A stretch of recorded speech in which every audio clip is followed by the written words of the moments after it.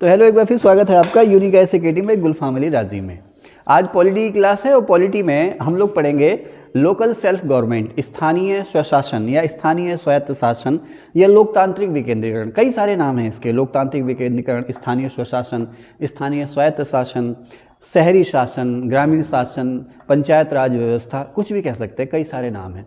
तो किसने सबसे पहली बार ग्राम सभा शब्द का इस्तेमाल करा, किसने ग्राम पंचायत शब्द का इस्तेमाल करा, ग्राम सभा और ग्राम पंचायत में क्या अंतर है, ग्राम पंचायत के मेंबर कौन होते हैं, ग्राम सभा के मेंबर कौन होते हैं, नगर पंचायत, नगर पालिका, नगर निगम, इनके क्या अर्थ हैं, किन शहरों में, किन कस्बों में, किन गाँव में ये बनती हैं, इनका आपस में क्या रिलेशन है, क्या है जिला योजना समिति, क्या है नगर योजना समिति।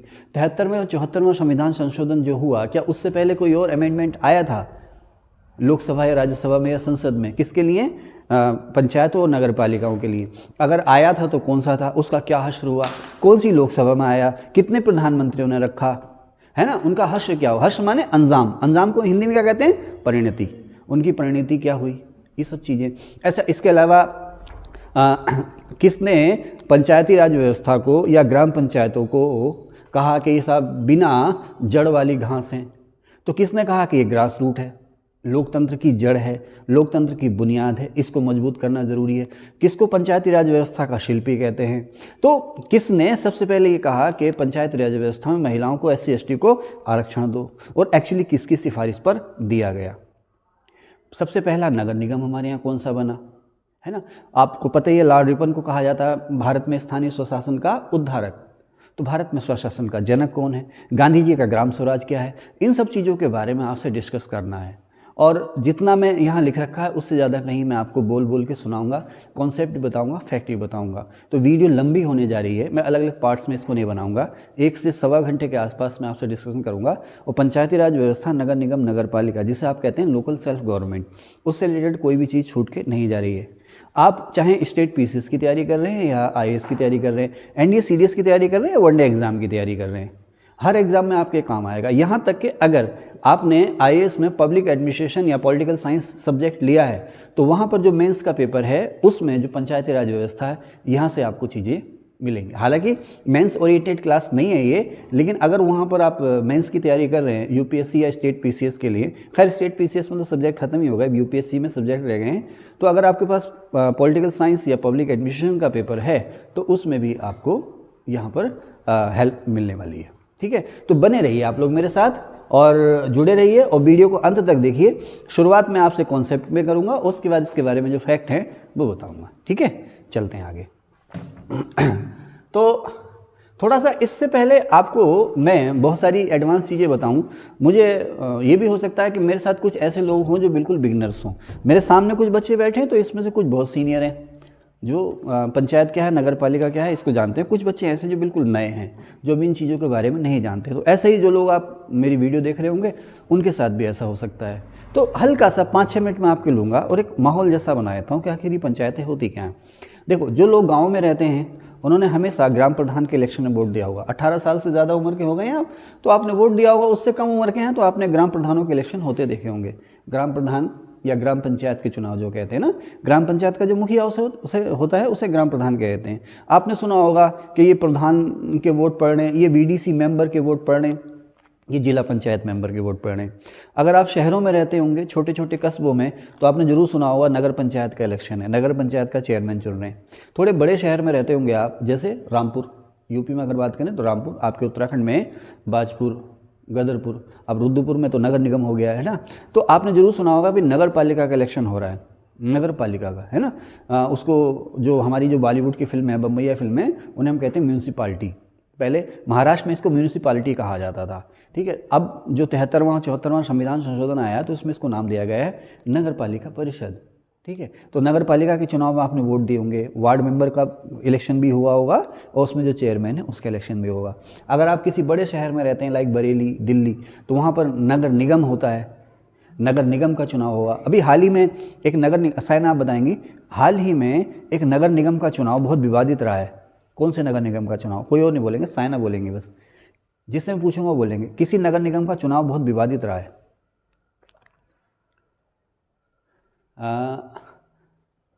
आप बोलें शाहीन, सोनू आप बोलें, कीर्ति, रुद्रपुर का चुनाव बहुत ही विवादित रहा है। मुझे इनको ना एक प्यार से मारना पड़ेगा, जरा रोकना, मैं कंट्रोल नहीं कर पा रहा अपनी भावनाओं को, रोकना। हाँ, तो मैं इससे पहले यहाँ था कि जैसे भी हुआ ना चंडीगढ़ नगर निगम में इलेक्शन हुआ ना, तो अच्छा देखो कई सारे नगर, अलग अलग राज्य ने ना नगर निगम का जो मेयर होता है, नगर निगम का जो मुखिया होता है उसे मेयर कहते हैं, तो उसको चुनने के अलग अलग नियम बना रखे हैं। तो चंडीगढ़ में जो मेयर का चुनाव होता है उसमें पहले वार्ड मेंबर चुने जाते हैं और वार्ड मेंबर के वोटों से मेयर का चुनाव होता है। तो उसमें आरोप लगा चुनाव अधिकारी या रिटर्निंग ऑफिसर पर कि भाई उसने बैलेट पेपर की गिनती में धांधली कराई है। अब वो सच है या झूठ है उससे हमें कोई लेना देना नहीं है, है ना। खूब चल रहा है मीडिया में, तो मेरे सामने जितने बैठे हैं कोई भी नहीं बता पाया कि हाल ही में कौन से नगर निगम का चुनाव जो था वो विवादित रहा। तो चंडीगढ़ का रहा, मामला सुप्रीम कोर्ट में, अब कोर्ट जैसे कहेगा वैसे हो जाएगा, ठीक है। अच्छा खैर आगे चलते हैं। तो मैंने बताया आपको कि हम लोग नगर पालिका, नगर पंचायत, ग्राम पंचायत, जिला पंचायत और क्षेत्र पंचायत, इनके इलेक्शन में हम लोग वोट देते हैं। अब होता ये है, आइए, ग्राम पंचायतें हैं क्या? अच्छा बताओ, संसद क्या है? संसद क्या करती है? संसद कानून बनाती है ना, संसद कानून बनाती है और उस कानून को लागू कौन करती है? मंत्रिपरिषद, यानी कि सरकार जिसे आप कहते हो। उसी तरह से राज्यों में आप देखो विधानसभा है, विधानसभा कानून बनाती है और सरकार यानी कि राज्य की जो मंत्रिपरिषद है उस कानून को लागू करती है। अब देखो सरकार का मुखिया कौन हुआ? वास्तविक मुखिया, केंद्र में प्रधानमंत्री, मंत्रिपरिषद का मुखिया उसे कह सकते हो। अब यहाँ पर बाल की खाल निकालने की नहीं हो रही है, कैसे सर राष्ट्रपति होता है और या राज्यपाल होता है, तो ये सभी को पता है कि हमारे यहाँ दो प्रकार के मुखिया हैं, एक औपचारिक और एक अनौपचारिक। आ गई मैडम आप? अरे तभी तो मैम सिग्नल बढ़िया आ रहे हैं, है ना, थैंक यू, बैठिए आप। तो दो तरह के मुखिया होते हैं, एक औपचारिक और एक अनौपचारिक मुखिया, है ना। तो अनौपचारिक मुखिया जो है प्रधानमंत्री और मुख्यमंत्री, औपचारिक मुखिया राष्ट्रपति और राज्यपाल है। इसके हम ज़्यादा अभी डिटेल में नहीं जाएंगे, हालांकि इसके लिए हमने एक अलग से वीडियो बना भी रखी है बहुत शुरुआत में। तो आमतौर पर सरकार का मुखिया कौन है? मुख्यमंत्री और प्रधानमंत्री। संसद और विधानसभाएं कानून बनाती हैं और सरकार उन कानूनों को लागू करती है, ठीक है, ऐसे चल रहा। अच्छा अब देखो, संसद में और विधानसभाओं में हमने अपने चुने हुए मेंबर भेजे, वो हमारे कैंडिडेट या हमारे नुमाइंदे कहलाते हैं, है ना, हमारे प्रतिनिधि हैं वो। तो अब वो हमारे प्रतिनिधि हैं तो वो जानते हैं कि हमें क्या चाहिए और क्या नहीं चाहिए, हमारे लिए कौन सी पॉलिसी अच्छी है, कौन सा कानून अच्छा है, कौन सा कानून बुरा है। तो यही तो है ना डेमोक्रेसी। तो संसद और विधानसभा में हमारे प्रतिनिधि बैठे हैं, जिन्हें आप सांसद या एमएलए कहते हैं, वो कानून बना रहे हैं, सरकार उन कानूनों को लागू कर रही है। लेकिन मज़े की बात यह है कि इसी संसद सदस्यों में से या इन्हीं विधानसभा सदस्यों में से सरकार भी बन रही है ना। कानून वो बना रहे हैं तो उन्हीं में से सरकार भी बन रही है। अब कैसे बनती है आप लोग जानते हैं, बिल्कुल इसी नमूने पर या इसी मॉडल पर हमने ग्राम पंचायतें, क्षेत्र पंचायतें, जिला पंचायतें, नगर पंचायत, नगर निगम और नगर पालिकाएँ बनाई। अब देखो हमारे यहाँ शासन के कितने स्तर हैं? 3 स्तर हैं, एक स्थानीय सरकार, एक राज्य सरकार और एक केंद्र सरकार। लेकिन 73वें और 74वें संविधान संशोधन सन 92 से पहले था, उसमें देखो मैंने आपसे पहले भी कहा था कि अब जब मैं बोल रहा हूँ तो आप मुझे सुनो, इसको बाद में लिखना आप लोग, है ना। आप लोग भी अगर मेरे साथ अभी तक जुड़े हुए हैं तो सामने जो आप देख रहे हैं ये मेरा अपना लेसन प्लान है। हो सकता है वीडियो में, मोबाइल में आपको दिखाई नहीं देगा, बट आप लोग इसका प्रिंट ले लेंगे फ़ोटो खींच के तो ये आपको दिखाई देगा, ठीक है। मैंने ज़्यादा से ज़्यादा चीज़ें इसलिए बारीक बारीक इसलिए लिखी हैं क्योंकि मैं एक ही बोर्ड पर सारे का सारा लेसन प्लान जो है वो कवर करना चाह रहा हूँ, ठीक है। आगे चलें, तो अभी मेरी बात ध्यान से सुने, उसके बाद लिखना है इसको। अब कहाँ था मैं? हाँ, तो 3 स्तर हो गए, लेकिन सन 1992 का जो 73वां और 74वां संविधान संशोधन है उससे पहले हमारे यहाँ सरकार के 2 स्तर थे, यानी कि द्वैध शासन था हमारे यहाँ। भारत में द्वैध शासन सबसे पहले कहाँ लागू हुआ, कीर्ति आप बताएं? बंगाल में। किसने? लॉर्ड क्लाइव ने सन 1765 में, है ना, ठीक है, आप लोग जानते हैं। फिर 1919 के एक्ट से द्वैध शासन आया वगैरह वगैरह।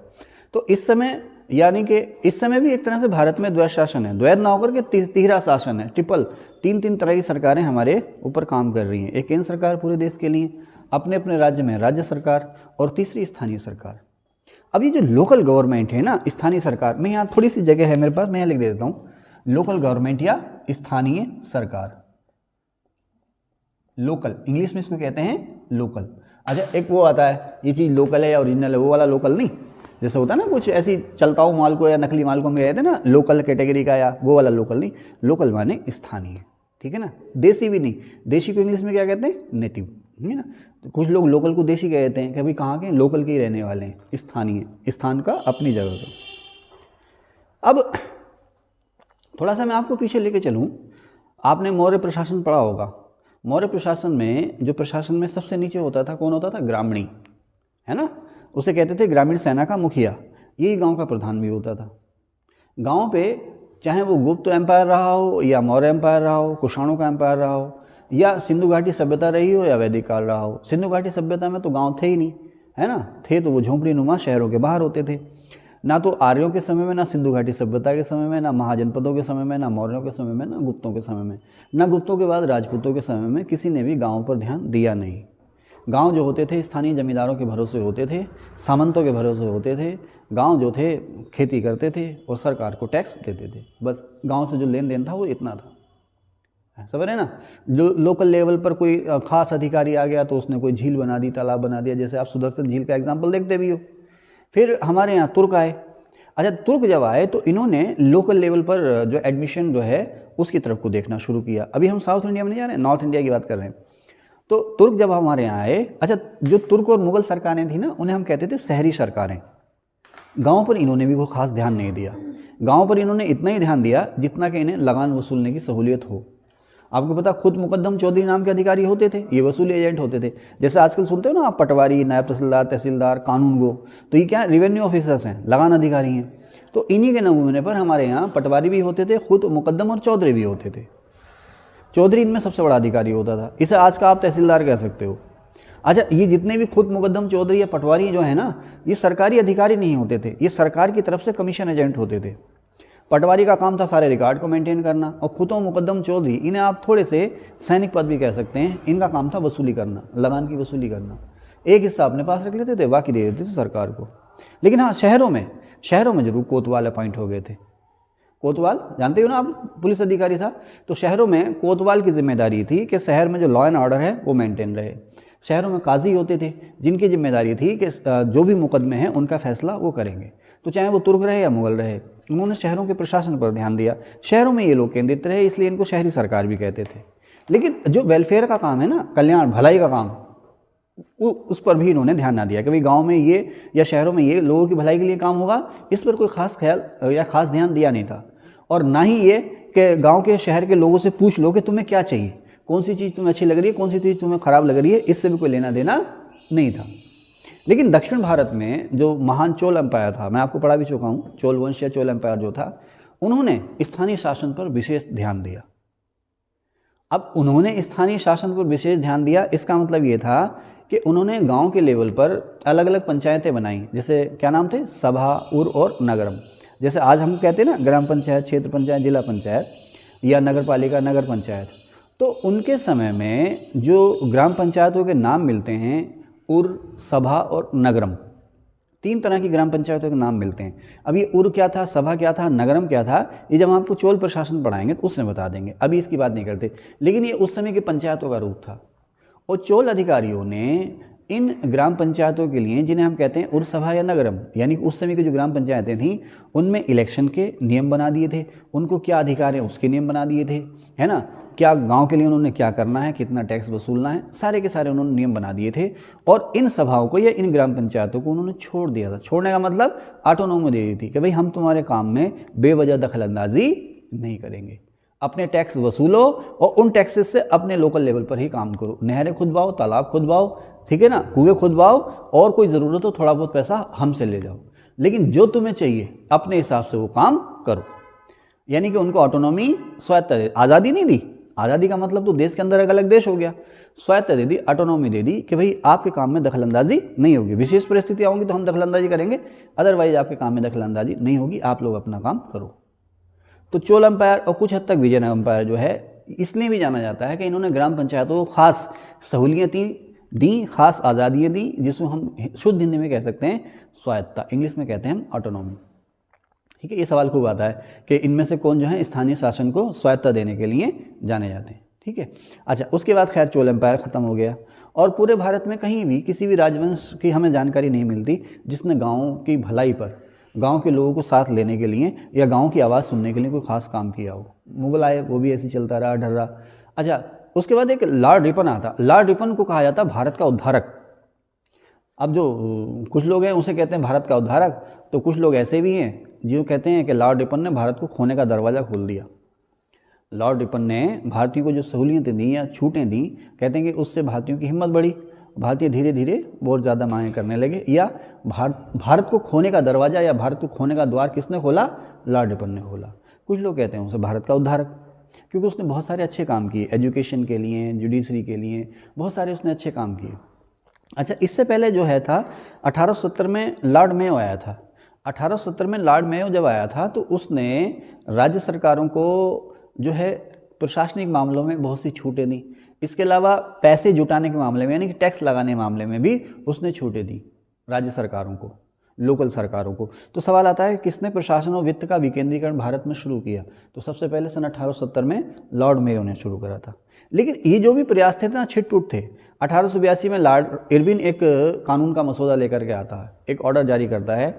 उसने कहा भाई शहरों में और ज़िलों में बोर्ड बनेंगे, जैसे आजकल होती है नगर पालिका, इस तरह का नगर बोर्ड बनेगा। और जैसे होती है ना आजकल जिला पंचायत क्या नाम आपका जो भी है, हमारे यहाँ की जिला पंचायत का नाम क्या है?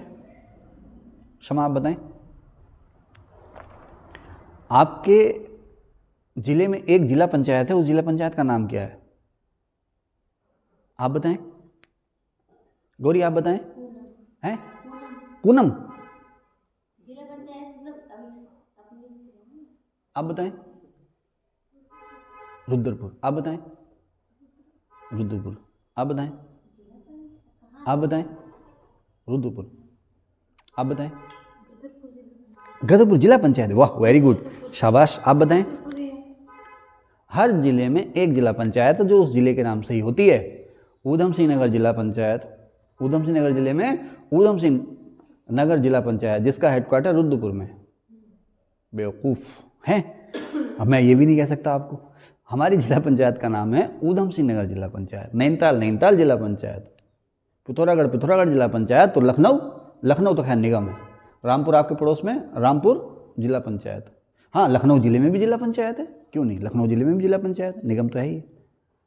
समझे, उसे कहते हैं जिला पंचायत। अच्छा, तो जिलों में उसने जिला परिषदें बनाई, डिस्ट्रिक्ट बोर्ड बनाए और शहरों में शहरी बोर्ड बनाए, और उनको थोड़ा सा काम करने के लिए आज़ादी भी दी। लेकिन बाद में जो नौकरशाही आई लॉर्ड रिपन के जाने के बाद, उसके सुधार भी उड़ गए। हालांकि उससे पहले हमारे यहाँ नगर निगम बन चुके थे। जैसे मैंने यहाँ लिखा है, भारत में जो सबसे पहला नगर निगम बना था वो 1867 में मद्रास में बना था। कलकत्ता, बम्बई में भी निगम बन गया था, नगर निगम बन गए थे।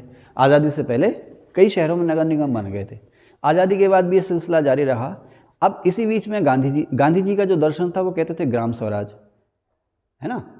गांधी जी ग्राम स्वराज की बात करते थे। ग्राम स्वराज का मतलब ये था गांधी जी का कि गांव के स्तर पर लोकतंत्र होना चाहिए, गांव के लोगों को अपनी बात कहने का हक होना चाहिए, गांव के लोगों को अपने आसपास के कामों को खुद करने का हक होना चाहिए, सरकार को इसको करने के लिए सुविधाएं देनी चाहिए। गांव के लोग अपने विकास की योजनाएं खुद बनाएं, खुद ही उनको लागू करें, सरकार उसमें सहयोगी का रोल प्ले करे। इसको हम कहते थे गांधी जी का ग्राम स्वराज। ठीक है, अब बातें तो खूब होती रही, आज़ाद हो गए हम। संविधान में भी था आर्टिकल 40 राज्य के नीति निर्देशक तत्वों में, जिसमें अभी आपके यूपी आरओ में सवाल भी आया था ना, क्या था? राज्य के नीति निर्देशक तत्वों को लेकर के से सरकार का ये कर्तव्य है, क्या था वो? हाँ, सरकार का कर्तव्य है। अच्छा देखो, जो हमारा कर्तव्य होता है ना, तो वो बाध्यकारी नहीं होता। जैसे है ना हमारे संविधान में मौलिक कर्तव्य, हमारे संविधान में मौलिक कर्तव्य है ना, तो सरकार हम पर जबरदस्ती नहीं कर सकती कि यह काम करो, लेकिन हमसे उम्मीद की जाती है। लेकिन हाँ, अगर हम मौलिक कर्तव्य का खुलेआम उल्लंघन करेंगे तो हमारे खिलाफ एक्शन भी लिया जा सकता है। तो नीति निर्देशक तत्वों में जो भी बातें हैं सरकार से उम्मीद की गई है, सरकार का ये फ़र्ज़ है। कहते ना यार, ये मेरा फ़र्ज़ था, अब फर्ज निभाओ या मत निभाओ, कोई नहीं कह रहा। माता पिता की सेवा करना आपका फ़र्ज़ है, नहीं कर रहे तो बस सामाजिक चीज़ें लेदर होगी, अदरवाइज आपके खिलाफ कुछ नहीं हो रहा, कर्तव्य है ना। तो वो सही था, सरकार का ये कर्तव्य है कि वो इनको लागू करे, लेकिन सरकार मजबूर नहीं है उसके लिए। कहाँ था मैं? हाँ, तो आर्टिकल 40 में राज्य के नीति सिद्धांतों में भी कह दिया कि सरकार का ये कर्तव्य होगा कि वो स्थानीय शासन की संस्थाएं यानी ग्राम पंचायतें वगैरह, ग्राम पंचायत और नगर पालिका है, न केवल इनकी स्थापना करे बल्कि इन्हें आवश्यक शक्तियाँ और अधिकार भी दे जिससे कि बेहतर ढंग से काम कर सकें। तो आपको पता ही है, पॉलिसी डायरेक्टिव प्रिंसिपल जो हैं उनको मानने के लिए सरकार बाध्य नहीं है। हालांकि धीरे धीरे संसद ने जो भी कानून बनाए हैं उनमें ज़्यादातर में जो पॉलिसी डायरेक्टिव प्रिंसिपल्स हैं उनका ध्यान रखा है, लेकिन बात कुछ बनी नहीं। आज़ाद हो गए हम। आज़ादी के बाद भी मैंने अपने होश में देखा है कि 20-20 साल किसी प्रदेश में 20-20 साल तक ग्राम पंचायत के चुनाव ही नहीं हुए, 20 साल तक। एक बार इलेक्शन हुआ, उसके बाद कार्यकाल खत्म हो गया तो वही प्रधान चले आ रहे हैं, 20-20 साल तक चुनाव ही नहीं हो रहे हैं, या बर्खास्त कर दिया डीएम ने, ग्राम पंचायत के अधिकार अपने हाथ में ले लिए, नया इलेक्शन हो ही नहीं रहा।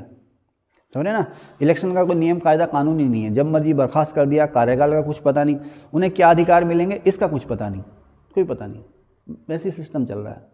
केंद्र सरकार है, राज्य सरकार है, पटवारी साहब हैं, तहसीलदार साहब हैं, और एक दरोगा जी हैं थाने में, वही लोगों के लिए सरकार है। लोगों के लिए सरकार कौन है? थाने के दरोगा जी,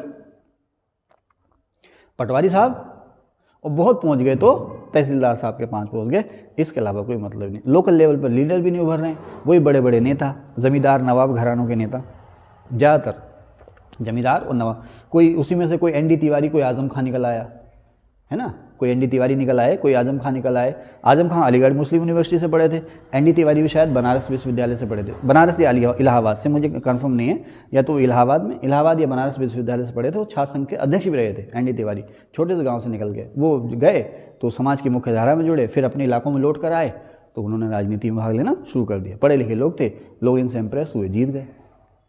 समझ रहे ना, इक्का दुक्का ऐसे उदाहरण रहे, नहीं तो ज़्यादातर जो थे वो राजा और नवाब घराने के लोग ही राजनीति में आए, आम आदमी के। अच्छा, तो आप देखो कि आप किन किन इलेक्शन में वोट देते हो। एक तो आप मान लीजिए डिग्री कॉलेज में चले गए तो आप स्टूडेंट यूनियन के इलेक्शन में वोट देते हैं। इसके अलावा आपने, अगर आप शहर में रहते हो तो आपने नगर पालिका, नगर पंचायत या नगर निगम इलेक्शन में वोट दिया होगा। गांव में आप रहते हैं तो आपने ग्राम प्रधान के इलेक्शन में वोट दिया होगा। इसके अलावा एमएलए एमपी के इलेक्शन में तो हम लोग वोट देते ही हैं, है ना। अब ये सब लोकतांत्रिक संस्थाएं तो हैं, लोकतंत्र के अलग अलग स्तर हैं। ये लोकतंत्र में सबसे ऊपर कौन है हमारे यहाँ? संसद, यानी केंद्र, एक केंद्रीय सरकार, फिर उससे नीचे राज्य सरकार। अच्छा, एक बात हो रही है ना, उससे नीचे कहने का मतलब जैसा आ रहा है ना कि राज्य सरकार केंद्र सरकार के अधीनस्थ हो, ऐसा नहीं है। राज्य सरकार केंद्र सरकार के अधीनस्थ नहीं है। हाँ, यह है कि चूंकि हमारा देश विविधताओं से भरा हुआ है तो देश को एक सूत्र में बनाए रखने के लिए केंद्र सरकार को कुछ अधिक अधिकार जरूर दिए गए हैं, जिसमें कि आर्टिकल 356 भी है। लेकिन ये नहीं है कि राज्य सरकारें केंद्र सरकार के अधीनस्थ हैं, और इसका मतलब ये भी नहीं है कि स्थानीय सरकारें राज्य सरकारों की अधीनस्थ हैं, लेकिन वो सुपरवाइजर ज़रूर है। अगर हम नियम कानून से अलग हटके चलेंगे तो राज्य सरकार, जो ये स्थानीय सरकारें हैं, इन्हें भंग कर सकती है। अब बार बार हम पढ़ते हैं स्थानीय सरकार, स्थानीय सरकार। क्या है ये स्थानीय सरकार? सुनते ना, स्थानीय सरकार, स्थानीय, क्या क्या बला है स्थानीय सरकार? स्थान माने आसपास का, लोकल, है ना, रिमोट एरिया का नहीं, लोकल। तो हमने, एक तो हम राज्य सरकार को जानते हैं, हम केंद्र सरकार को जानते हैं, इन्हें हम स्थानीय सरकार नहीं कहते ना। इसके अलावा बहुत सी सरकारें हैं जिनके हम संपर्क में आते हैं, जो हमारे जीवन को प्रभावित करती हैं। जिला पंचायत, क्षेत्र पंचायत, ग्राम पंचायत, नगर पंचायत, नगर पालिका, नगर निगम, इन्हें हम कहते हैं लोकल गवर्नमेंट्स या स्थानीय सरकारें। फिर बाद में जिक्र आया कि स्थानीय स्वायत्त शासन या स्थानीय स्वायत्त सरकारें। अब ये स्वायत्त क्या बला है? स्वायत्त का मतलब जो है कि ऐसी आज़ादी जिस पे कुछ सीमाएं लगी हुई हैं। स्वायत्त या ऑटोनॉमी का मतलब है ऐसी फ्रीडम जिस पे कुछ सीमाएं लगी हुई हैं। जैसे आप लोग हो ना, अपने घर में पूरी तरह से आज़ाद नहीं हो आप। अगर आप घर में सबसे बड़े भी हो ना, तो दादा दादी, नाना नानी, मम्मी पापा, किसी ना किसी के अंकुश में आप रहते हो। कुछ ना कुछ तो शर्म करते हो आप कि यार नहीं, ये नहीं करना चाहिए, नहीं तो वो ऐसे कहेंगे, ऐसा करेंगे। इसी को कहते हैं स्वायत्तता। और जब आप पूरी तरह से, जैसे कहते हैं ना, एक नियम आता है उच्छृंखल। उच्छृंखल का मतलब क्या होता है? जो किसी नियम कायदे कानून को ना माने, फिर आप आज़ाद हैं। कहने को तो आज़ाद कोई भी नहीं है, केंद्र की सरकार भी आज़ाद नहीं है, उसे भी लोगों का ध्यान रखना पड़ता है। कोई कानून बनाते हैं तो उन्हें ध्यान रखना पड़ता है कि यार ये नैतिक है, अनैतिक है, लोकतांत्रिक है या अलोकतांत्रिक है ना। स्वतंत्र तो बस संविधान ही है, संविधान के दायरे में सबको रह करके काम करना है। तो अब एक सवाल आया स्थानीय सरकार, फिर आया स्थानीय स्वायत्त सरकार। ये स्थानीय स्वायत्त सरकार जो जिक्र आया, ये जो नाम आया, ये 73वें 74वें संविधान संशोधन से आया। तो अभी उसकी हम बात नहीं कर रहे हैं, लेकिन चलो उधर को ही रहे हैं। तो सरकार का मतलब आप समझ गए, केंद्र सरकार, राज्य सरकार, है ना। अच्छा, केंद्र सरकार और राज्य सरकारें किस में से चुनी जाती हैं? विधानसभा और संसदों में से। उसी तरह से स्थानीय सरकारें, जिनके अलग अलग नाम हैं, अलग अलग तरह की हैं, ग्राम पंचायत, क्षेत्र पंचायत, जिला पंचायत, नगर पंचायत, नगर पालिका, नगर निगम, इनकी भी संसदें हैं। ये जो नगर निगम, नगर पालिका आप देख रहे हो ना, इनकी संसदें भी हैं। एक्चुअली जो मैंने अभी वीडियो की शुरुआत में आपसे पूछा था कि ग्राम सभा और ग्राम पंचायत में अंतर क्या है, तो ग्राम सभा का कार्यकारी निकाय है ग्राम पंचायत, शुद्ध हिंदी में। संसद का कार्यकारी निकाय कौन सा है? मंत्रिपरिषद। विधानसभा का कार्यकारी निकाय कौन सा है? राज्य मंत्रिपरिषद। अभी आप समझोगे इसको। तो उसी तरह से ग्राम सभा का कार्यकारी निकाय क्या है? ग्राम पंचायत। अब देखो, हमने संसद चुनी, विधानसभाएं चुनी, अब उसमें जिस दल को या दलों के गठबंधन को बहुमत है वो अपनी सरकार बना लेता है। अब संसद कानून बनाती, उन कानूनों को ये सरकारें या मंत्रिपरिषद लागू करती है। काम करने वाली संस्थाएं, निकाय माने संस्था, बॉडी, ग्रुप। निकाय माने संस्था, बॉडी या ग्रुप, है ना। और कार्यकारी माने एग्जीक्यूटिव, जो काम करता है। एक जो कानून बनाता है, दूसरा जो उन कानूनों को लागू करता है, यानी कानून बनाता है। उन कानूनों को लागू करने के लिए बहुत सारे नियम विनियम बनाता है, रूल्स एंड रेगुलेशंस बनाता है। समझ रहे ना। तो जिस तरह से संसद मंत्रिपरिषद का संबंध है, विधानसभा मंत्रिपरिषद का संबंध है, उसी तरह से ग्राम सभा और ग्राम पंचायत का संबंध है।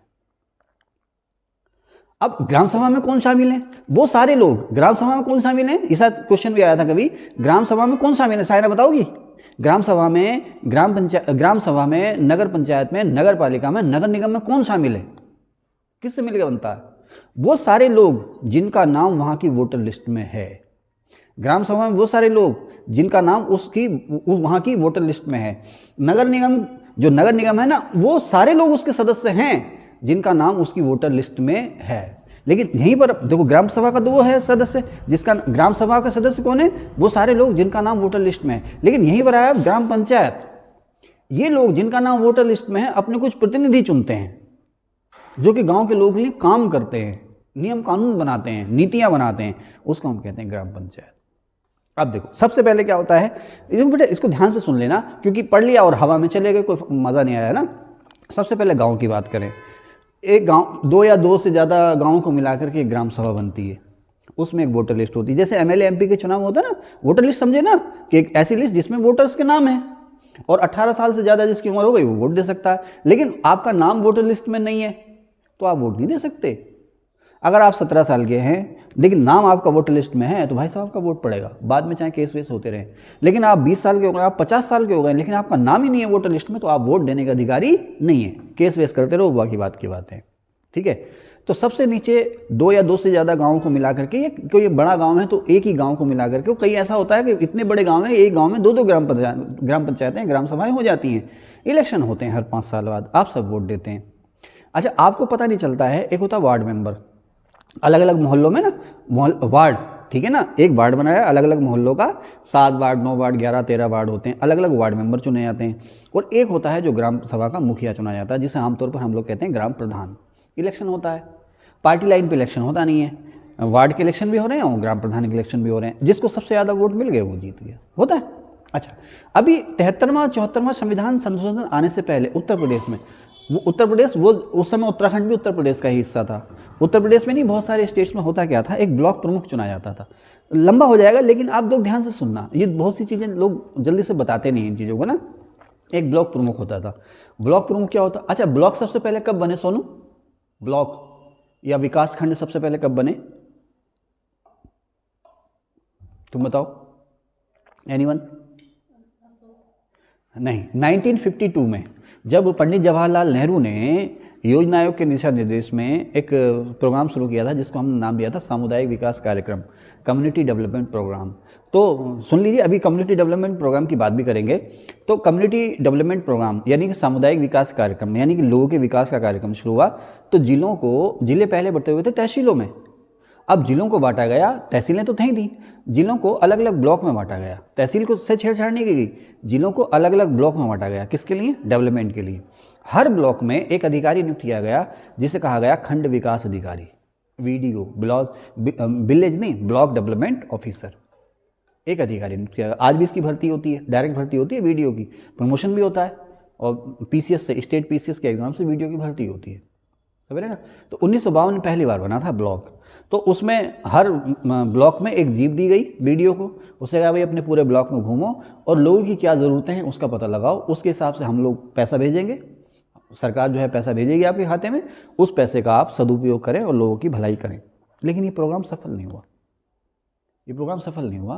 क्यों सफल नहीं हुआ? बलवंत राय मेहता जी ने कहा था, अभी उसके बारे में बात करेंगे, खूब बात करेंगे इनके बारे में, काफ़ी लंबा समय लगने वाला है।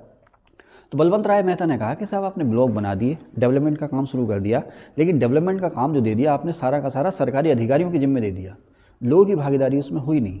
तो लोगों की भागीदारी कैसे होगी भाई? तो इसके लिए काम करो, ग्राम पंचायत के इलेक्शन कराओ, ग्राम सभाओं के। ग्राम प्रधान जो चुने जाएंगे, एक ब्लॉक में मान लीजिए 20 ग्राम प्रधान चुने गए, एक ब्लॉक में 20 ग्राम प्रधान चुने गए। अब वो जो 20 ग्राम प्रधान हैं अपने बीच में से एक ब्लॉक प्रमुख चुनेंगे। ठीक है, जरूरी नहीं है कि ब्लॉक प्रमुख ग्राम प्रधान होगा। जो ग्राम प्रधान है वो भी ब्लॉक प्रमुख का चुनाव लड़ सकता है, और जो ग्राम प्रधान नहीं है वो भी ब्लॉक प्रमुख का चुनाव लड़ सकता है। कोई भी लड़ सकता है ब्लॉक प्रमुख का चुनाव, लेकिन शर्त यह है कि वो उस ब्लॉक का होना चाहिए, इतनी कम से कम उम्र होनी चाहिए, और उसका नाम वोटर लिस्ट में होना चाहिए। तो मान लीजिए 20 ग्राम प्रधान हैं, तो 20 ग्राम प्रधान के इलेक्शन से जिसको 11 या उससे ज़्यादा वोट मिल गए, वो बन गया, क्या बन गया, ब्लॉक प्रमुख बन गया। यानी कि जो ग्राम प्रधान थे वो ब्लॉक के इलेक्शन में वोट देते थे, ब्लॉक प्रमुख बन गए। समझ गया साहब, ब्लॉक प्रमुख बन गए। अब ये जो ब्लॉक प्रमुख था, ये ब्लॉक स्तर पर राजनीतिक परामर्शदाता या राजनीतिक मुखिया हो गया ये। और अब एक सरकारी अधिकारी कौन हो गया, खंड विकास अधिकारी, और राजनीतिक प्रतिनिधि कौन हो गया, ब्लॉक प्रमुख। अब ये दोनों मिलकर के काम करने लगे, लेकिन बात कुछ जमी नहीं, बात जो थी कुछ जमी नहीं, मज़ा नहीं आया, चलता रहा। कई बार ऐसा हुआ, एक बार ब्लॉक प्रमुख का चुनाव हुआ तो फिर 10 साल नहीं हो रहा। कई बार ऐसा हुआ कि ग्राम प्रधान का एक बार चुनाव हो गया तो 20-20 साल तक चुनाव नहीं हो रहा, है ना। अभी उसकी बातें करेंगे, बाद में करेंगे। अब उसके बाद जब सन 1992 में 73वां 74वां संविधान संशोधन आया, किसकी सिफारिश पर, LM सिंघवी समिति की सिफारिश पर, लक्ष्मीमल सिंघवी समिति की सिफारिश पर। तो उन्होंने कहा कि भाई गाँव के और शहरों के लोगों को या लोकल लोगों को आप ज़्यादा अधिकार दीजिए, इनके चुनाव के नियम बनाइए, इन्हें जो शक्तियाँ जो अधिकार दिए जाएंगे उनके नियम बनाइए, एक अलग से स्टेट फाइनेंस कमीशन यानी कि राज्य वित्त आयोग बनाइए, है ना। राज्य वित्त आयोग सिफारिशें करेगा राज्य सरकारों को कि भाई इतने पैसे अलग से इनके लिए रखो, भाई इनके पास पैसा आएगा, आपको काम करने की जिम्मेदारी दे दी गई, लेकिन जेब आपकी बिल्कुल खाली, क्या करोगे, कुछ भी नहीं कर पाओगे ना। पैसा होना चाहिए ना, तभी तो काम करोगे। तो ठीक है साहब, अभी 73वें 74वें संविधान संशोधन की बात करेंगे, लेकिन एक हल्की सी बात आपसे कर रहे हैं, हल्की सी उसके बारे में भूमिका एक या उधर को लेकर चल रहे हैं। तो ठीक है साहब, नरसिंह राव के समय में, हालांकि लक्ष्मीमल सिंघवी समिति जो बनी थी वो राजीव गांधी जी के समय में बनी थी, लेकिन इसी की सिफारिशों पर नरसिंह राव के समय में संविधान संशोधन लागू हुआ। इतना समय क्यों लगा, इसकी बात मैं करूंगा आपसे कि भाई आखिर इतनी देर क्यों लगी। उसकी एक मुख्य वजह थी कि जो पंचायती राज है वो राज्य सूची का विषय है। तो अब पूरे देश में हम एक समान प्रणाली लागू करना चाह रहे थे, तो इसके लिए सभी राज्यों को मनाना बड़ा मुश्किल काम था, जिसमें नरसिंह राव सफल हुए थे, ठीक है ना। तो खैर, अब उन्होंने कहा भाई 73वां 74वां संविधान संशोधन जब आया कि भाई पुरानी जो व्यवस्था थी उसमें बहुत सारे सुधार करने की ज़रूरत है। सबसे पहला जो सुधार है वो ये है कि इन पंचायतों को वास्तव में स्वायत्त संस्थाएं बनाना होगा। अब जो स्थानीय सरकार है उस सरकार को स्वायत्त बनाना होगा, डिसेंट्रलाइजेशन यानी कि विकेंद्रीकरण करना होगा, लोकतंत्र की जड़ों तक हमें ले जाना होगा, लोकतंत्र को स्थानीय स्तर तक ले जाना होगा। कैसे, भाई उसके लिए नियम बनाओ। सबसे पहले पंचायतों को संविधान में दर्जा दो, इन्हें भी संवैधानिक संस्था बनाओ। अब भाई अब इनको संविधान में दर्जा दे दिया तो अब इनके साथ आप आसानी से खिलवाड़ नहीं कर सकते। भाई जब तक कोई नियम कानून नहीं है ना, जब तक कोई नियम कानून नहीं है, जैसे अभी क्या चुनाव आयोग तो मुख्य चुनायुक्त का नियम का ये था कि एक पैनल जो है नामों को शॉर्टलिस्ट करता था, राष्ट्रपति और प्रधानमंत्री के पास पैनल जाता था, वो खुद चुन लेते थे। फिर सुप्रीम कोर्ट ने कहा नहीं भाई ये तरीका बनाओ, फिर संसद ने उसके लिए कानून बना दिया कि भाई जो है कि कुछ नाम शॉर्टलिस्ट किए जाएंगे, उस शॉर्टलिस्ट करने के लिए भी एक अलग समिति होगी। अब राष्ट्रपति उस एक समिति होगी, उस समिति के सामने 5 नाम भेजे जाएंगे, उस 5 में से जिस नाम पे समिति में सहमति बन जाए उसको हम चुनायुक्त या मुख्य चुनायुक्त बना देंगे, ठीक है। यानी कि मनमर्जी नहीं चलेगी। तो यही मसला था कि पंचायतों के मामले में मनमर्जी ना चले। तो सबसे पहले जो नियम बनाया गया कि इन संस्थाओं को, फिर से मैं बता दूं, ग्राम पंचायत, क्षेत्र पंचायत, जिला पंचायत, नगर पालिका, नगर निगम, नगर पंचायत, ये कहलाती हैं लोकल सेल्फ गवर्नमेंट या स्थानीय स्वायत्त सरकारें। तो जिसको हम अभी तक स्थानीय सरकारें नाम दे रहे थे, अब ये हो गई स्थानीय स्वायत्त सरकारें। इनके साथ जुड़ गया नाम स्वायत्त, ऑटोनॉमी, यानी कि इनको सीमित आज़ादी मिली। पूरी आज़ादी नहीं मिली, आज़ादी मिली लेकिन सीमित आज़ादी इनको मिल गई। ऐसा नहीं कि आज़ादी मिल गई अब जो मर्जी करो, देश के अंदर एक देश की तरह काम करने लगो, ऐसा नहीं है। सुपरवाइज तो स्टेट गवर्नमेंट रहेगी, लेकिन स्टेट गवर्नमेंट से उम्मीद की गई कि ज़्यादा दखलंदाजी इनके काम में ना करें। तो अभी तक जो स्थानीय सरकारें होती थीं उनको नाम दे दिया गया स्थानीय स्वायत्त सरकारें, और कानूनी रूप से, संवैधानिक रूप से इन सरकारों को कहा गया भारत में सरकार का तीसरा स्तर या भारत में सरकार का सबसे निचला स्तर, ठीक है ना। इसी को हमने नाम दिया, फिर से बता दूं, लोकल सेल्फ गवर्नमेंट या ग्रामीण स्थानीय शासन या स्थानीय, ग्रामीण स्थानीय शासन मैंने गलत बोल दिया, लोकल सेल्फ गवर्नमेंट को हिंदी में कहा गया स्थानीय स्वायत्त शासन, ठीक है, स्थानीय स्वशासी संस्थाएं। अब इनके लिए नियम बनाया गया, इनका कार्यकाल निश्चित है, 5 साल इनका कार्यकाल होगा, 5 साल से पहले आप इनको भंग नहीं कर सकते। और किसी विशेष परिस्थिति में अगर इनको भंग कर रहे हो, आपने ग्राम सभा भंग कर दी या नगर निगम भंग कर दिया, तो 6 महीने के भीतर आपने इलेक्शन कराना है, ठीक है ना। अच्छा, भंग करने का जो अधिकार दिया गया है वो डीएम को दिया गया, ऐसा नहीं है कि एक बीडीओ साहब ने अपने आदेश से ही उसे भंग कर दिया ना। डीएम के पास बाकायदा शिकायत होगी, उस शिकायत की जांच होगी, जांच के बाद अगर वो शिकायत सही पाई जाती है तो डीएम को ये अधिकार है कि उसको भंग कर सकता है। लेकिन उसके ऊपर कौन बैठा? कोर्ट। कोर्ट को अधिकार है कि उसके निर्णय को पलट सकता है। जैसे आपके पास में एक है ना नगर पंचायत किला खेड़ा, तो यहाँ पर हुआ था ना, बीच में ही किसी वजह से जो उस समय के जो चेयरमैन थे उन पर कुछ आरोप लगा, डीएम ने प्रथम दृष्टया उस आरोप को सही पाया, भंग कर दिया। वो कोर्ट में गए लेकिन कोर्ट से भी राहत नहीं मिली, फिर 6 महीने के भीतर दोबारा से वहाँ पर चुनाव हुआ, है ना। आप तो किला खेड़े से ही हो, जानते होगे आप तो, है समझ गए साहब। तो 5 साल से पहले आप इन्हें भंग नहीं कर सकते, भंग करेंगे तो 6 महीने के भीतर चुनाव कराएंगे। अच्छा, इसके बाद ये हुआ कि हर 5 साल के बाद आपने इलेक्शन कराना ही कराना है। ऐसा नहीं है कि 5 साल से पहले आपने भंग नहीं किया लेकिन 6 साल 7 साल गुजर गए, आपने भंग भी नहीं किया, नए चुनाव भी नहीं कराए, तो नए चुनाव आपको कराने पड़ेंगे। अभी हुआ ना, जैसे हमारे उत्तराखंड में जो नगर निगम है, नगर पालिका, नगर पंचायत, उनका कार्यकाल खत्म हो गया, सरकार ने इलेक्शन नहीं कराए, लोग कोर्ट पहुंच गए, कोर्ट ने कहा इलेक्शन कराओ, तो सरकार ने वादा करा कि हम फला तारीख तक चुनाव करा देंगे, सब परिसीमन हो रहा, वोटर लिस्ट चेंज हो रही है वगैरह वगैरह, हम चुनाव करा देंगे, ठीक है। अच्छा, इसके बाद इसमें ये हुआ कि राज्य विधानसभा से ये उम्मीद की गई, असेंबली से उम्मीद की गई कि आप इन्हें कुछ अधिकार सौंपोगे, ये अधिकार सौंपोगे, हम लिस्ट दे दी पूरी, ये अधिकार इनको सौंपोगे, ये शक्तियाँ सौंपोगे, ये कर लगाने के अधिकार भी आप इनको सौंपोगे। पार्टी बेस पर इलेक्शन नहीं होंगे, पार्टी लाइन पर इलेक्शन नहीं होंगे। और कहा गया कि ये जो पंचायती राज व्यवस्था होगी, इसको क्या नाम दिया गया? पंचायती राज व्यवस्था, चाहे वो शहरों में हो या गाँव में हो, इसको नाम दिया गया पंचायती राज व्यवस्था। और इसके 3 स्तर होंगे। अब वो हाय अल्लाह, अब ये 3 स्तर क्या हो गए? पहले तो सरकार के 3 स्तर, अब पंचायतों के भी 3 स्तर।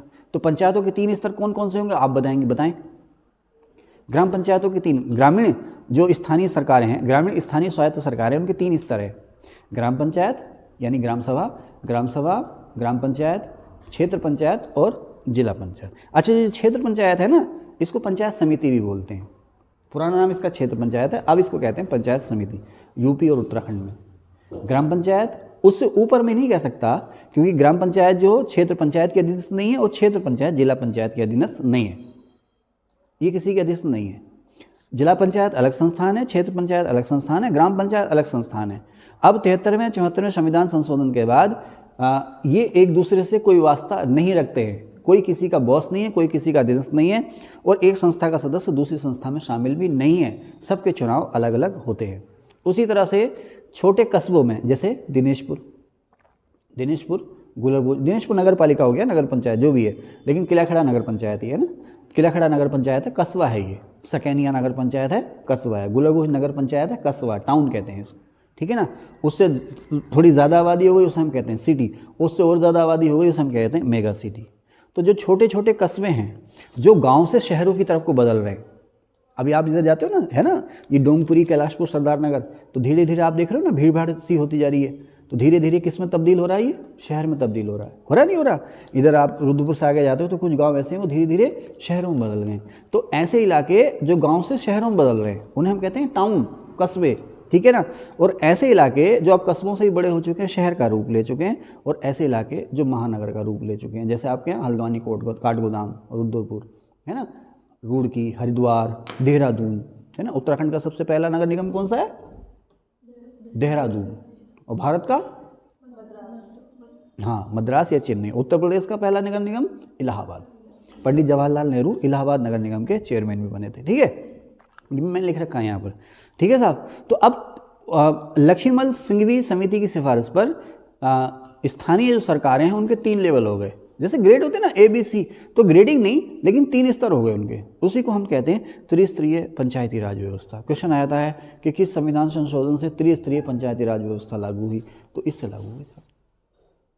किस संविधान संशोधन से त्रिस्तरीय पंचायती राज व्यवस्था लागू हुई? तो इस संविधान संशोधन से त्रिस्तरीय पंचायती राज व्यवस्था लागू हुई 73 में और 74 में।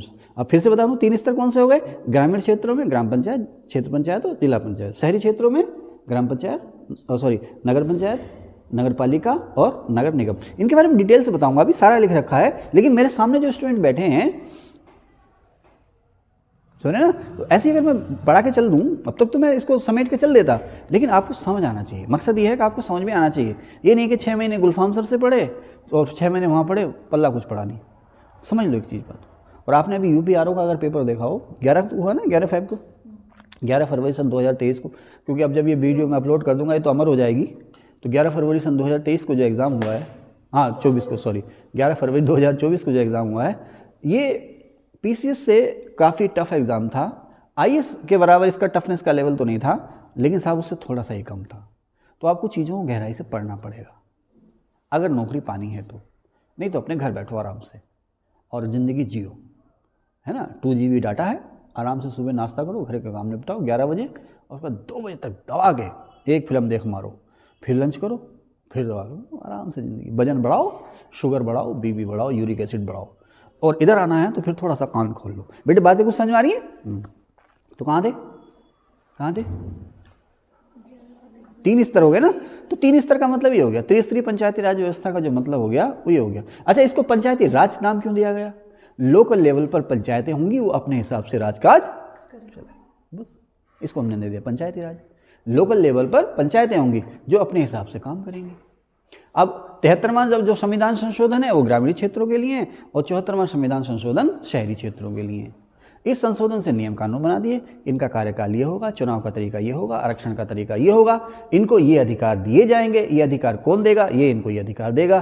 कैसे इनको बर्खास्त किया जा सकता है, कैसे इनको अधिकार सौंपे जा सकते हैं, और इनके बारे में क्या नियम कायदे कानून है, वो सब इसमें दे रखे हैं। ठीक है, अब थोड़ा सा हमारा माइंड मेकअप हो गया ना, हम जान गए कि हम किसकी बात कर रहे हैं। अब एक तरफ से हम शुरू करते हैं, क्या है ग्राम प्रधान, क्या है नगर पालिका, क्या है नगर निगम वगैरह। उससे पहले इसका जो इतिहास है उसकी हम बात करेंगे। ठीक है, इसके लिए हम आपसे मिलेंगे इसके सेकंड पार्ट में। फर्स्ट पार्ट में बस इतना ही, अब हम आपसे मिलेंगे सेकंड पार्ट में। Thank you.